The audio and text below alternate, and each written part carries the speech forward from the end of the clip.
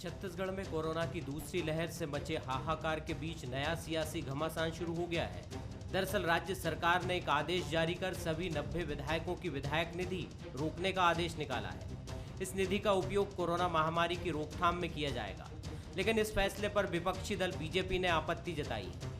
नेता प्रतिपक्ष धर्मलाल कौशिक ने मुख्यमंत्री को एक पत्र लिखा, जिसमें उन्होंने कहा कि बीजेपी विधायक अपनी निधि में से कोविड की व्यवस्थाओं के लिए पहले ही राशि स्वीकृत कर चुके हैं, उस राशि का क्या होगा। इसके साथ ही नेता प्रतिपक्ष ने सरकार से ये भी पूछा कि बीजेपी विधायकों को इस मुद्दे पर विश्वास में क्यों नहीं लिया गया। भारतीय जनता पार्टी के विधायकों ने ये पहले तय कर लिया सरकार के निर्णय के पहले कि हमको जो विकास निधि राशि मिली है, उस विकास निधि से कोविड के संकट में लड़ाई के लिए हम सरकार को सहयोग करेंगे। अभी जो समाचार पत्रों में जो देखने को मिला है कि कल एक आदेश जारी हुआ और उसमें सभी को वैक्सीन के लिए उसमें समायोजन करने की बात है। न इस संदर्भ में सरकार की तरफ से कोई, मुख्यमंत्री जी की तरफ से, स्वास्थ्य मंत्री जी की तरफ से, सरकार की तरफ से न तो प्रतिपक्ष के विधायकों से कोई बातचीत की गई, न उसे विश्वास में लिया गया। और इस प्रकार के जो निर्णय लिए गए हैं, मैं ये कह सकता हूं कि ये स्वेच्छाचारिता है। बीजेपी की आपत्ति पर कांग्रेस ने भी पलटवार करने में देर नहीं की। कांग्रेस ने कहा, जब प्रधानमंत्री ने सांसद निधि रोकी थी, तब बीजेपी ने उनसे इस बात का जवाब क्यों नहीं मांगा। बीजेपी बेवजह इस मसले पर सियासत ना करे। देखिए, भारतीय जनता पार्टी के जब यही भारतीय जनता पार्टी के नेता प्रधानमंत्री जी से पूछ नहीं सकते थे कि जब लोकसभा में और राज्यसभा के सांसदों के उनके हद अधिकार और हक का फैसला स्वयं प्रधानमंत्री ने ले लिया। हम सब ये विधायक दल ने फैसला लिया, विधायकों ने अपनी मंशा रखी है। दरअसल प्रदेश सरकार को अब टीकाकरण के लिए खुद ही फंड जुटाना है, इसलिए कांग्रेस विधायकों ने विधायक निधि के इस्तेमाल की पहले ही स्वीकृति दे दी थी। लेकिन राज्य सरकार ने विपक्षी विधायकों की निधि पर भी रोक लगा दी है, वो भी बिना विपक्ष से सलाह मशवरा किए। करीब 182 करोड़ की ये राशि मुख्यमंत्री सहायता कोष में जमा की जाएगी। बघेल सरकार ने बीजेपी पर ऐसा वार किया है जिसे ना निगलते बनेगा और ना ही बीजेपी को उगलते। अभिषेक शुक्ल, बंसल न्यूज, रायपुर।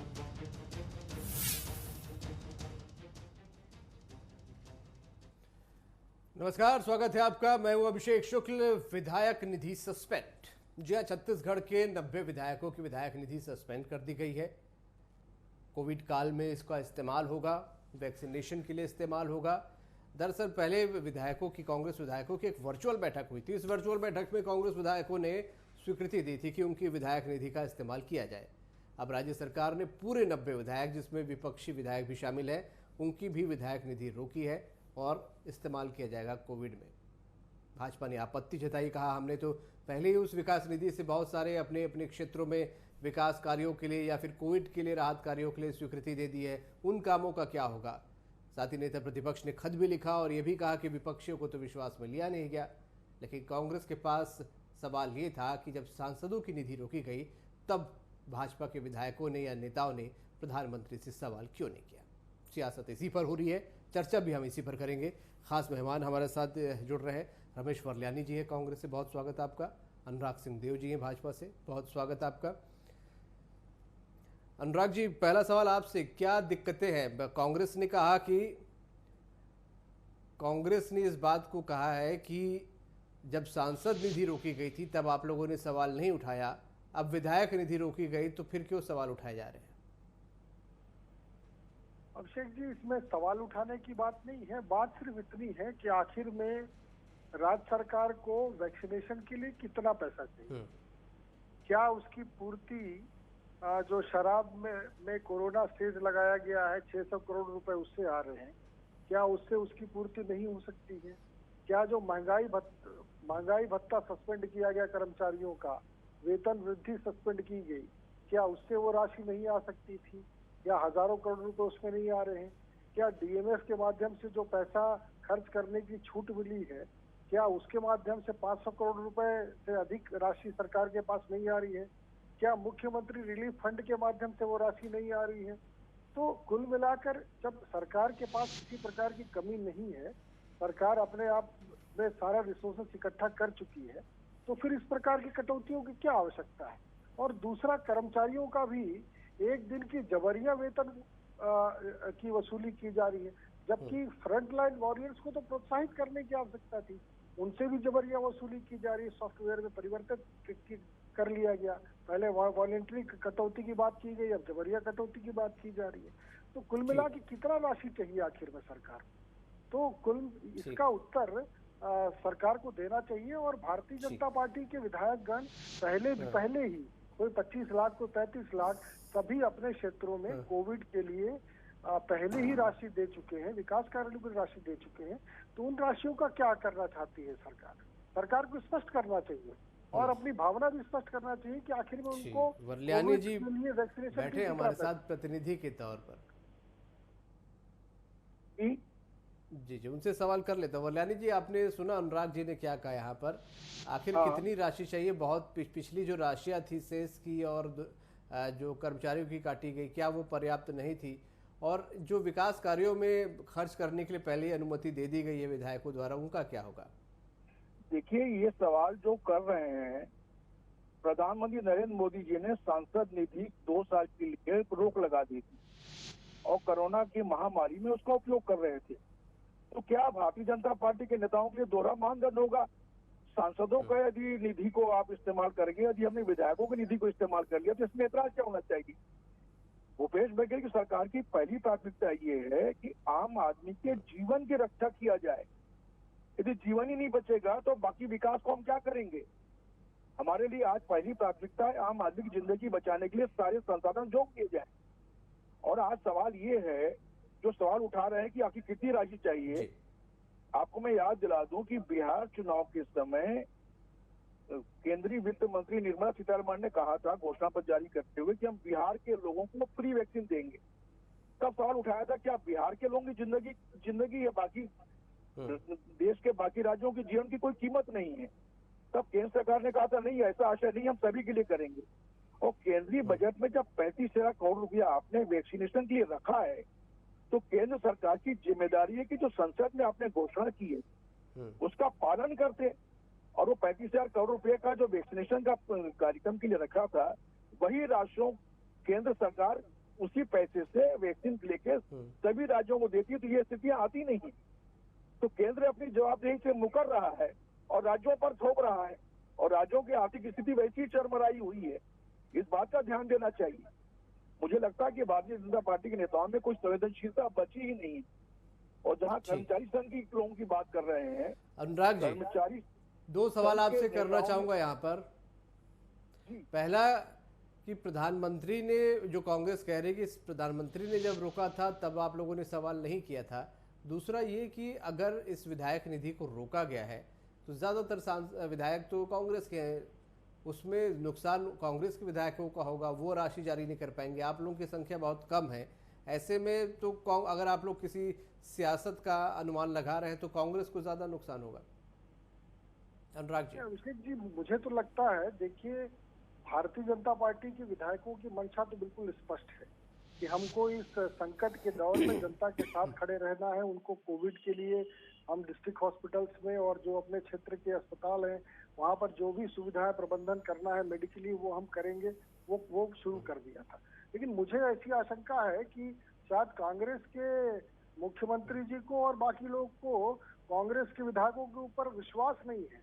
शायद उनको लग रहा होगा कि इस राशि का खर्च वो कहीं और कर लेंगे, कहीं भ्रष्टाचार ना हो जाए, कहीं दूसरे मद में खर्च ना कर जाए। इन सब आशंकाओं के मद्देनजर शायद ऐसा प्रयास किया गया होगा। रही बात वरल्यानी जी की, अभी बोल रहे थे कि सेंट्रल गवर्नमेंट, मैं तो बोल रहा हूँ कि सेंट्रल गवर्नमेंट ने जो आर्थिक प्रबंधन किया वो तो अपने आप में बेमिसाल है। 20 लाख करोड़ का आत्मनिर्भर भारत का बजट और लॉकडाउन के समय में सभी का ख्याल रखना, ये अपने आप है कहाँ? और हम तो हिसाब देने को तैयार है। भारतीय जनता पार्टी हिसाब देने की बात कर रहे हैं? कहाँ पैसा खर्चा किया, ऑक्सीजन से लेकर 45 ईयर से लेके ऊपर तक का फ्री वैक्सीनेशन, गरीबी रेखा के नीचे जीवन यापन करने वालों का फ्री वैक्सीनेशन, हमने छूट दिया कि कॉर्पोरेट अपना वैक्सीनेशन करा सकते हैं और भी हॉस्पिटल अपना वैक्सीनेशन, प्राइवेट हॉस्पिटल अपना वैक्सीनेशन कराएं। तो सब प्रकार हम तो हिसाब देने को तैयार हैं, लेकिन स्टेट का हिसाब कहाँ पर है? स्टेट तो सारी जो डिमांड है, वेंटिलेटर इनको केंद्र से चाहिए, ऑक्सीजन इनको केंद्र से चाहिए, रेमडेसिविर केंद्र से चाहिए, वैक्सीनेशन केंद्र से चाहिए, तो ये सारी व्यवस्थाएं जब केंद्र करेगी तो स्टेट का कोई दायित्व है कि नहीं? या स्टेट सिर्फ क्रिकेट मैच कराएगी, यहाँ पे संक्रमण बढ़ाएगी? क्या करेगी स्टेट? इसकी जवाबदारी भी लेना चाहिए स्टेट को।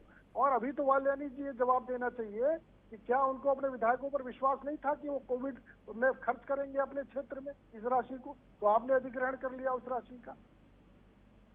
अनुराग जी, आप विषय से भटक रहे हैं।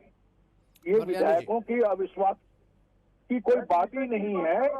ये सारा पैसा वैक्सीनेशन पे खर्च हो रहा है। ये पूरा वैसे नहीं इसलिए खर्च हो रहा है कि केंद्र की मोदी सरकार वैक्सीनेशन के मामले में भी मतलब इसमें भी आप भ्रष्टाचार कर रहे हैं। जो वैक्सीनेशन 150 रुपए में केंद्र सरकार को मिल रही है, जब आप 18 साल के ऊपर आपको दे रहे हैं और राज्यों को खरीदने के लिए बोल रहे हैं, तो प्रधानमंत्री के साथ वैक्सीनेशन बनाने वाली दोनों कंपनी में बैठक होती है और प्रधानमंत्री बिना लागत के निरीक्षण किए, बिना लागत का विश्लेषण किए उनको अलग अलग रेट की अनुमति दे देते हैं। इससे बड़ा मजाक हो सकता है क्या?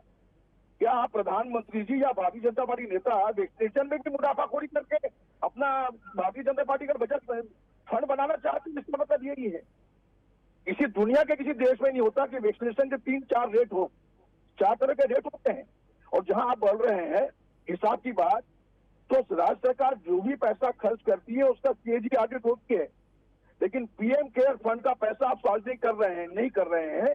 और आपने ये शर्त लगा दी कि पीएम केयर फंड का न ऑडिट होगा, न सीएजी देख पाएगा, न कोई इसका सूचना के अधिकारी पूछ पाएगा। तो आपकी नियत में ही खोट है अनुराग जी, केंद्र सरकार की। आप हमसे सवाल क्या कर रहे हैं?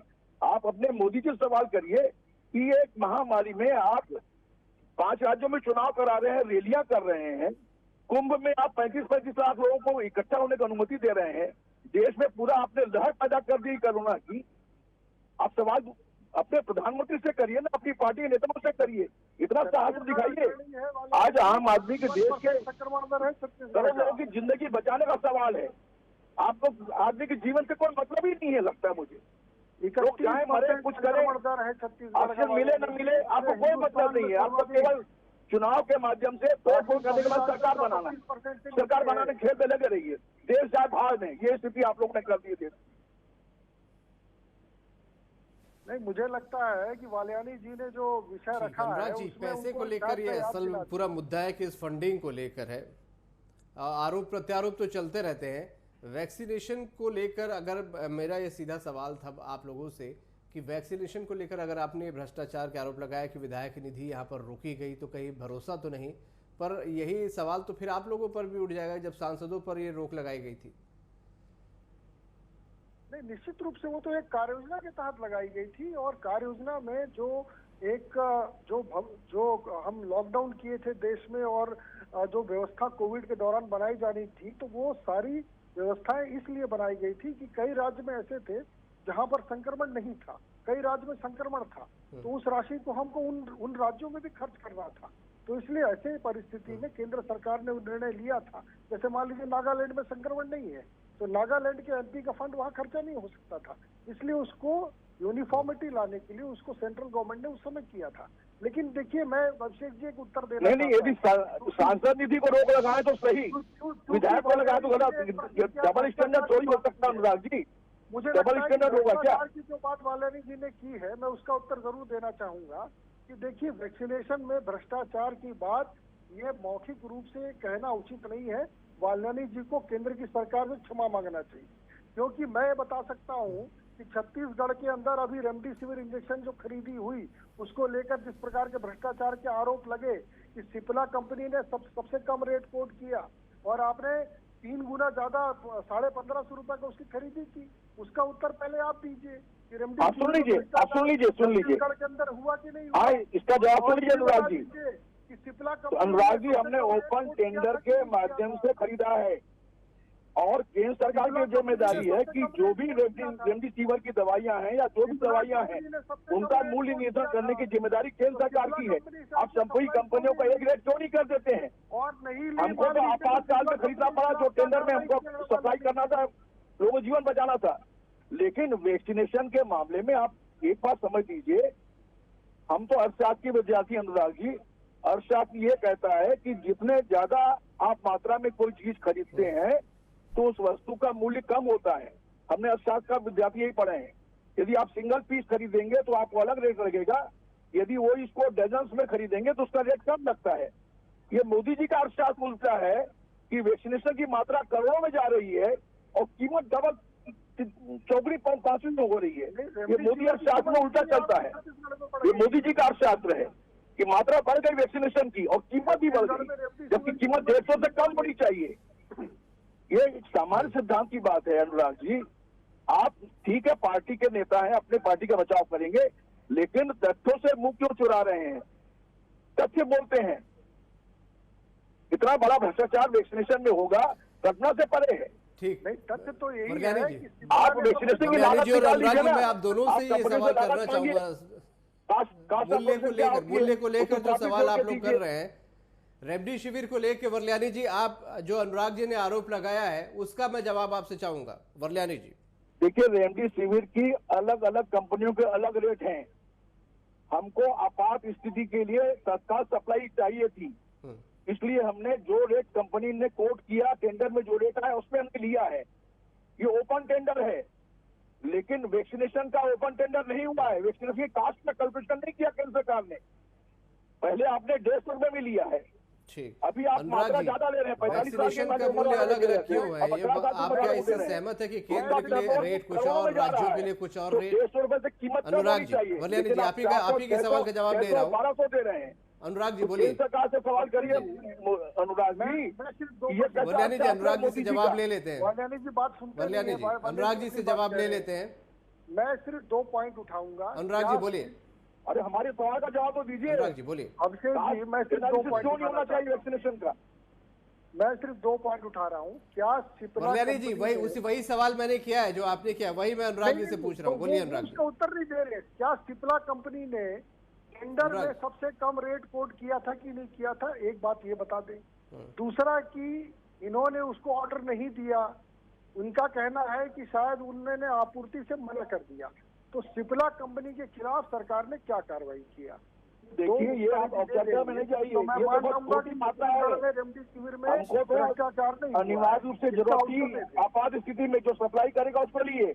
आप वैक्सीनेशन में जो अरबों रुपए का घोटाला कर रहे हैं उसका जवाब दीजिए। अब ये देखिए अभिषेक जी, जो मूल वैक्सीनेशन का कल्पिशन बताइए। नो टेंडर, कंपनी जो बोलेगी उसमें आपको खरीदना पड़ेगा। दे नहीं रहे आप। ऐसा कोई मजाक होता है? आपातकाल में खरीदा गया, वरल्यानी जी का यहाँ पर कहना था, इसलिए उन्होंने उससे ज्यादा रेट। भाई सप्लाई नहीं कर पा रही कंपनी, इसलिए अधिक रेट में खरीदा। उसमें दिक्कत क्या है? आप मेरे को बताइए ना कि कंपनी तय करेगी क्या कि मैं किस रेट में आपको बेचूंगा? नहीं, जो कंपनी 150 रुपए में दे रही थी, वो कंपनी बड़ी मात्रा में लेने के बाद उल्टा कीमतें बढ़ा देगी। इसका जवाब दीजिए अनुराग जी। नहीं, सिप्ला ने सबसे कम रेट हुआ, इसका उत्तर तो दे दीजिए। अरे भाई, सिप्ला सप्लाई नहीं कर पाया, हमारे को जीवन बचाना था। बता दीजिए। आपको तो सिर्फ, आप लोगों को सिर्फ मुनाफाखोरी करना तो दिखता नहीं है।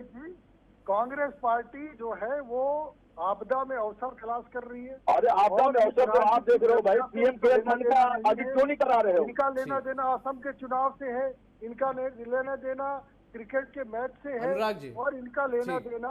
अरे आप मुझे भटक जाते हो। जहाँ वैक्सीनेशन के अलग अलग रेट को लेके, वैक्सीन को लेके। अनुराग जी। जयशेख जी, मैं सुन नहीं पाया आपका। अनुराग जी, वैक्सीन अलग अलग रेट पे मिल रही है, उसको लेकर आप कुछ बोलना चाहेंगे?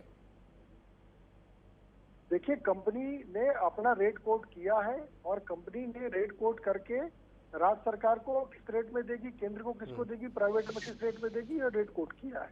अब देखिए, सबसे महत्वपूर्ण बात ये है कि जब सेंट्रल गवर्नमेंट ने 45 साल से ऊपर का पूरा फ्री वैक्सीनेशन का जिम्मा खुद ले लिया कि हम लगवाएंगे, लगा रहे हैं, अभी तक हमारा अभियान चलता रहेगा, गरीबी रेखा से खुद ले लिया, प्राइवेट कंपनीज को बोला कि आप अपना वैक्सीनेशन करा लीजिए, सरकारी प्राइवेट हॉस्पिटल को बोला कि आप अपना प्राइवेट चाहे तो लगा सकते हैं, तो जो अल्प मात्रा बच रही है तो उस अल्प मात्रा के लिए क्या राज्य सरकार अपने फंड से ये वैक्सीनेशन नहीं करा सकती है? और दूसरा, जहां तक रेट की समानता की बात है तो मैं रेट नहीं, अनुराग जी, सवाल ये था कि केंद्र को जो चीज सस्ती में मिल रही है, राज्यों को वो चीज महंगी क्यों इस महामारी के समय में? क्या आप इसे सही मानते हैं? वैक्सीनेशन कंपनियां रेट तय कर रही हैं, सेंट्रल नहीं तय कर रही है अभिषेक जी। वैक्सीनेशन कंपनियों ने रेट तय किया है कि हमको किस भाव में उसको देना है। तो उन्होंने तय किया है कि हम केंद्र की सरकार को, क्योंकि बल्क में हम तो कंपनी को क्या आपको लगता नहीं ऐसे समय नियंत्रित करना चाहिए कि अगर आप हमें कम रेट पे दे रहे हैं तो दूसरे को ज्यादा पे क्यों? क्या या फिर वो कमाई करने की कोशिश कर रहे हैं? कल को अगर वो रेट बेकाबू हो जाएंगे तो क्या उस समय भी हम यही कहेंगे कि कंपनियां रेट तय कर रही हैं? देखिए, ये तो मेरा विषय है नहीं कि मैं बता भी नहीं सकता हूँ कि कंपनियों ने किस आधार पर वो रेट तय किया है, लेकिन मुझे सरकार को मूल्य नियंत्रण करने का अधिकार है कि प्राथमिक रूप से ये जो है कि केंद्र और सेंट्रल दोनों को मिलकर इस लड़ाई को लड़ना है, एक साथ मिलकर लड़ना है, वैक्सीनेशन करना है। और आज अभिषेक जी 99 डेज में हम 14 करोड़ से अधिक वैक्सीनेशन कर चुके हैं। ये विश्व का सबसे बड़ा वैक्सीनेशन ड्राइव भारत के अंदर चल रहा है आज, और इसको सफल बनाने की अच्छी बात है, बिल्कुल बहुत अच्छी बात है। अनुराग जी, आप एक छत्तीसगढ़ वासी हैं, आपको लगता है कि रेट कम होना चाहिए वैक्सीन का? निश्चित रूप से यदि नेगोशिएट करेंगे तो निश्चित रूप से रेट कम होंगे। सरकार को तो बातचीत करना चाहिए, राज्य सरकार को पहल करना चाहिए वैक्सीनेशन कंपनियों से, राज्य सरकार को केंद्रीय सरकार से भी बात करना चाहिए। लेकिन मिलजुल के इस लड़ाई को लड़ने के बजाय आरोप प्रत्यारोप की राजनीति छत्तीसगढ़ की सरकार कर रही है। इसके कारण सारी व्यवस्थाएं गड़बड़ हो रही हैं। और मैं तो माल्यानी जी से आग्रह करूंगा कि राज्य सरकार से आग्रह करें कि सभी से बात करके नेगोशिएट करें और सही रेट पर यहाँ वैक्सीनेशन लगाए और सहयोग प्राप्त करें अधिक से अधिक केंद्र सरकार का, कि हम छत्तीसगढ़ में कोरोना से कैसे निपट सकते हैं। अनुराग जी भी मानते हैं कि रेट कम होना चाहिए, नेगोशिएट होना चाहिए। अभिषेक जी, अनुराग जी से मैं यही निवेदन करना चाहूंगा कि केंद्र के स्वास्थ्य मंत्रालय के अधीन जो कंट्रोलर ऑफ ड्रग्स मेडिसिन होते हैं, वो कंपनियों को रेट तय करने का उनको अधिकार रहता है। जब केंद्र सरकार ने पहले वैक्सीन लिया 45 साल की उम्र वालों तक के लिए, तो 150 रुपए कीमत तय की। तो आज कंपनियों को आप फ्री हैंड कैसे दे सकते हैं? अभी तो बल्क मात्रा ज्यादा जा रही है। एक तो केंद्र सरकार अपनी जिम्मेदारी से मुकर रहा है, दूसरा आप राज्यों पर क्यों बोझ डालना चाहते हैं? इसी से शक की सुई घूमती है कि केंद्र सरकार और कंपनियों के बीच क्या लेन देन हो रहा है, इसके पीछे क्या सरकार अपना दायित्व केंद्र सरकार का अधिकार है। मेरे पास समय इतना ही है, मैं आप लोगों को यहीं पे रोकना चाहूंगा, माफी चाहता हूं, मेरे पास समय इतना है। शुक्रिया करूंगा आप दोनों का, बहुत अहम विषय था। आज विधायक निधि से हालांकि बात शुरू हुई थी और वैक्सीनेशन तक गई है, क्योंकि इस समय चर्चाएं इन्हीं दोनों की यहाँ पर हो रही है। वैक्सीनेशन का रेट कम होता है नहीं होता है, आने वाला वक्त बताएगा। विधायक निधि को लेकर किस तरीके की सियासत होती है, क्या तनातनी की नौबत आती है और क्या इस्तेमाल उसका होता है, उस पर भी आने वाले दिनों में सियासत देखने को मिल सकती है। बहरहाल बहुत ज़रूरी है इस वक्त सभी साथ मिलकर काम करें, एक दूसरे से नहीं बल्कि कोरोना से लड़ें। आज का मुद्दा में इतना ही।